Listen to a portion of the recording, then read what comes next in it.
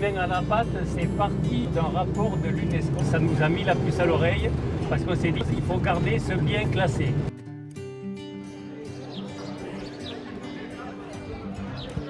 Il y a des recommandations, donc vous écoutez bien les responsables de chantier.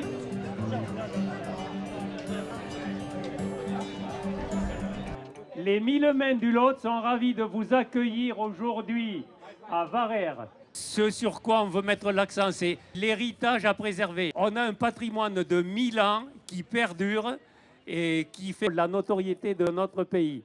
Je voudrais ajouter que notre pays, au-delà de ça, il a quand même 2 sites inscrits à l'UNESCO. C'était une préparation quand même un peu longue.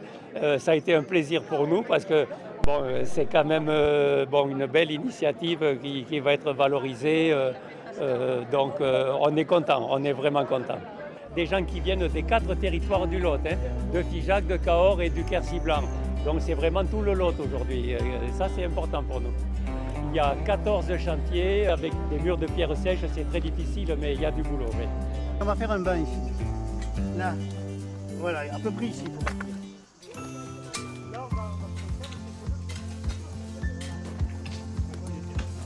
Voilà. Tu vois, le caillou il n'est pas plat, il fait des creux et des bosses. Chaque bosse, c'est ce qu'on appelle un stromatolite. Ce sont des algues qui vivent dans l'eau de mer et qui font comme les tares, qui font la photosynthèse et elles font déposer du calcaire. Et ça fait, le calcaire se dépose, se dépose, se dépose, ça finit par faire des bosses. Alors ça, c'est des fossiles qui sont intéressants, d'une part parce que c'est les plus vieux fossiles qu'on connaît à la surface de la Terre. Ils ont 3,8 milliards d'années et c'est eux qui ont donné l'oxygène qu'on respire aujourd'hui. Là, ça veut dire en clair que c'était à l'époque le bord d'une mer. Ça devait être assez vaseux quand même, c'était pas les plages méditerranéennes. Et puis avec une eau très très claire et un climat qui devait être plutôt chaud. On va dégager de ce côté aussi pour retrouver le mur.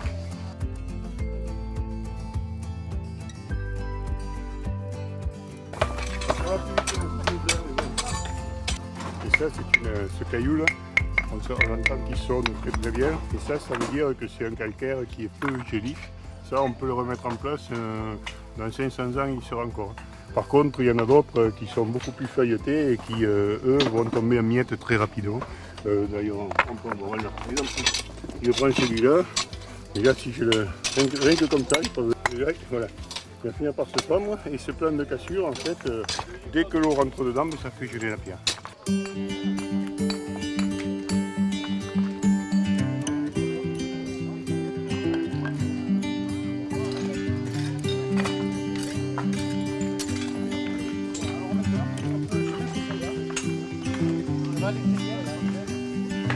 Ouais.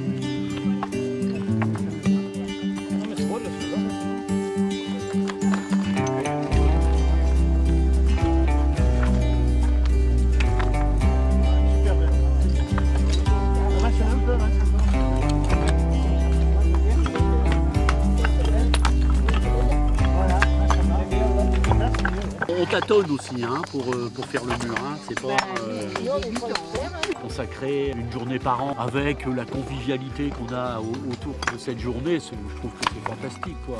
On rencontre des gens qu'on n'a jamais vus, c'est aussi garder les sentiers tels qu'ils étaient à l'origine, il faut que ça reste nature. Le parement de la pierre, c'est un peu le défaut qu'il y a là aussi. Ouais. C'est la bonne épaisseur, mais il faut que tu sois dans la ligne. Moi, c'est la première fois, quand j'ai su que je pouvais venir, j'ai sauté sur l'occasion parce qu'on se promène souvent là, sur les chemins de randonnée et c'est vrai que c'est toujours agréable d'avoir des beaux murs et bien entretenus. Ah, c'est vraiment, pour moi, je trouve que c'est très beau. Et puis cette solidarité ça fait tout au long du chemin qu'on a trouvé, c'est magnifique. Des villages qui ont été restaurés, c'est murés, mis en valeur, des très très beaux villages. Le temps de bien caler tous les cailloux et tout, c'est quand même... Et puis en respectant des règles, parce que comme ça a l'air tout simple. Mais la façon de croiser les joints, de disposer des cailloux qui traversent pour donner de la solidité à l'ensemble, bon, c'est tout un savoir-faire. Et c'est pas simplement des cailloux empilés les uns sur les autres au hasard.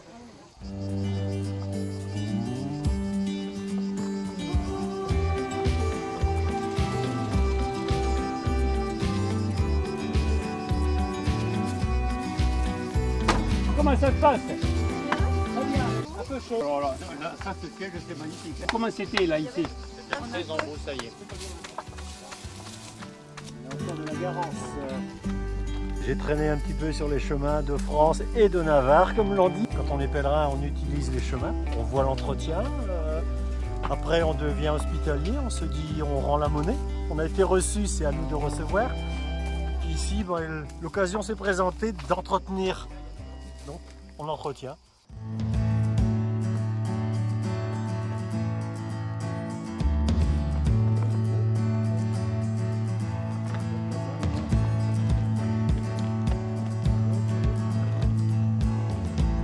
On va se répartir en 3 équipes. Une équipe qui va faire un passage et restaurer le mur. Une équipe au centre qui va s'occuper de la reprise de ce mur où il y avait une grosse bosse et l'angle de la cabane qui s'est écoulé. Et de l'autre côté, restauration du mur.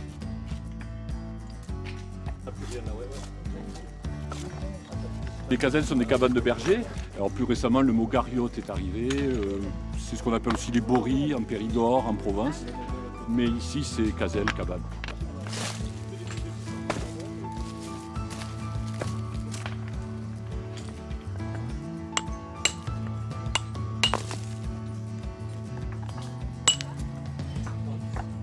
Le but c'est de tailler un peu les pierres pour faire des pierres d'angle. La pierre est omniprésente ici et elle a été utilisée sur place pour les murets, pour quitter des clôtures, pour marquer des parcelles, limites de propriété, utiliser le matériel local. Pour moi c'est une première, ouais. On passe de la théorie à la pratique. Voilà, donc là on est à l'intérieur de cette cabane de berger en fait. La cabane elle est formée en fait de ce que les architectes appellent des pots en fait, une peau intérieure et une peau extérieure. La peau intérieure, eh ben, on la voit ici, ce sont des pierres donc, qui sont posées à sec. Et ensuite, petit à petit, on va avoir des sortes de cercles concentriques qui sont appuyés les uns au-dessus des autres. Sauf que ces cercles concentriques, pour qu'ils tiennent en place, il faut que l'extrémité extérieure des pierres soit tenue par d'autres pierres. Et c'est la peau extérieure. Là, on voit que la voûte elle est en bon état actuellement sur cette cabane-là. Par contre, on est en train de travailler sur l'angle du mur extérieur où là il faut vraiment d'urgence remettre du poids pour sécuriser en fait la voûte.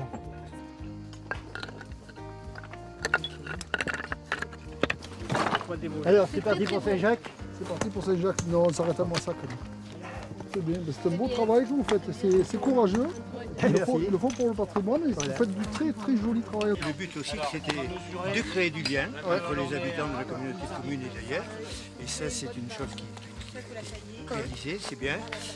C'est de aussi faire en sorte que les riverains s'approprient un peu le chemin, voient les marcheurs passer d'un autre œil éventuellement. Et ça aussi c'était un des buts de l'opération. Oui, ben nous en fait marcheurs, je crois qu'on cherche un peu ce même lien en fait. Ça fait quand on traverse au village, c'est pour le côté authentique. Et c'est vrai que c'est sympathique de rencontrer des gens qui sont attachés à leur terroir, qui font les choses comme il faut, quoi. Avec passion. Bravo, bravo, bravo. Bonjour.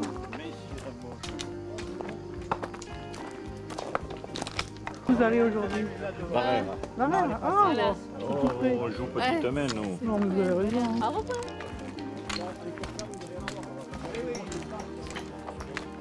revoir. Ça c'est un gabarit qui permet de fixer des cordeaux, qui permettent d'aligner le mur. Voilà. Et là il me permet d'accrocher le mur pour avoir la hauteur du mur fini. Voilà. Donc je vais poser mes pierres qui affleurent le cordeau pour avoir une hauteur régulière.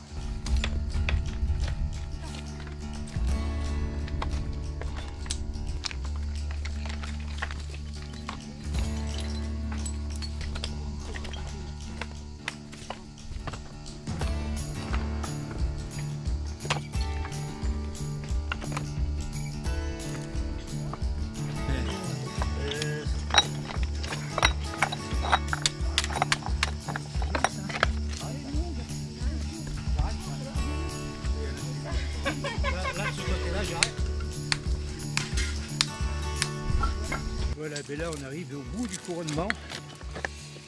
Il va faire un mur fini. vous allez jusqu'où là?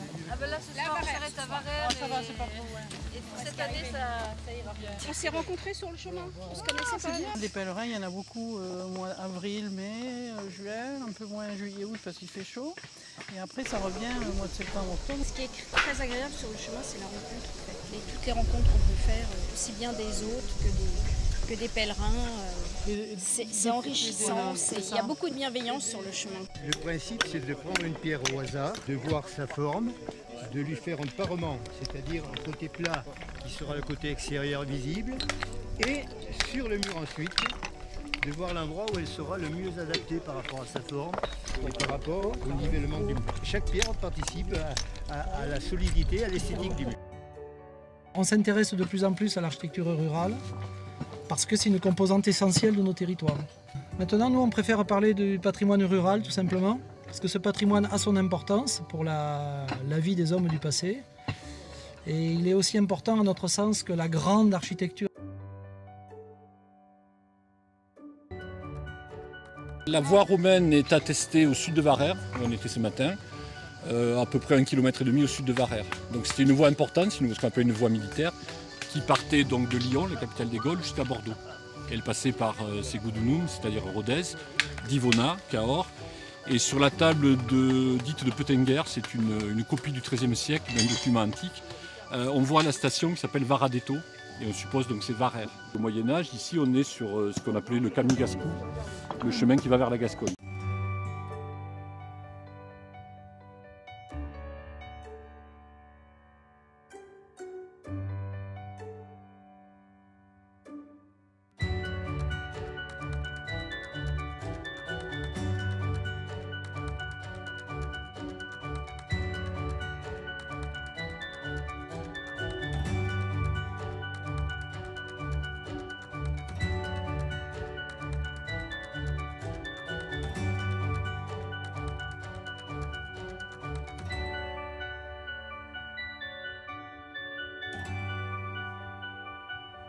Vraiment une aventure, c'est spécial, je peux pas dire à quoi ça tient vraiment, hein. Chacun a sa raison de faire le chemin de Saint-Jacques, mais c'est vraiment un chemin extraordinaire. Pour la deuxième année, je trouve ça, je repars encore enchantée.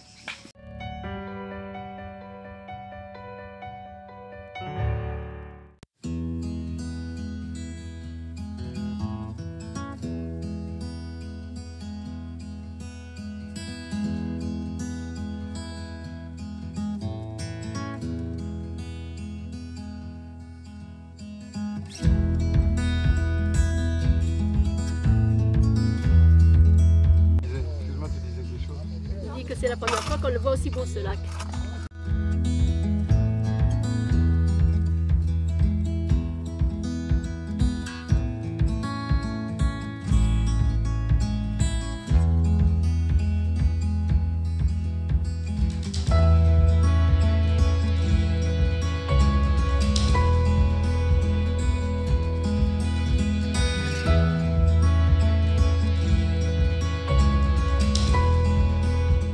Mais quand je vois ce qu'il y avait ce matin et quand je vois ce qui est là maintenant, mais je me dis ce sont des gens extraordinaires, ça quand même quelque part, qui viennent passer une journée dans la canicule, bénévolement.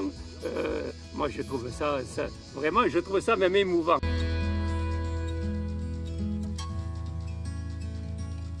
You come from Switzerland? Switzerland, yeah.